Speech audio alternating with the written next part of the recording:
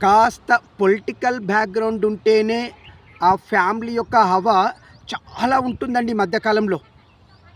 ఇక మన ఇండియాలో అయితే చెప్పడానికి లేదు. ఒక రాజకీయ కుటుంబం అంటే ఇక వాళ్ళ హవా ఎలా ఉంటుందనేది మనం అందరం చూస్తూనే ఉంటాము.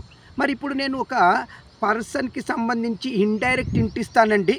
మరి ఆ పర్సన్ అంత పెద్ద ఫ్యామిలీ అంటే రాజకీయ ఫ్యామిలీలో వాడైనప్పటికీ అతని పేరు మాత్రం అంత పాపులర్ కాలేదండి.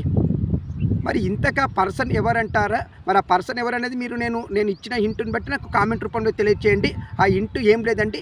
ఆ పర్సన్‌కి మామ ఇండియాకి 2 సార్లు ప్రైమ్ మినిస్టర్, భార్య ప్రైమ్ మినిస్టర్, ఒక కొడుకు షాడో పీఎం లాగా పనిచేశాడు. ఒక కొడుకు పీఎం, కోడలు షాడో పీఎం లాగా యాక్ట్.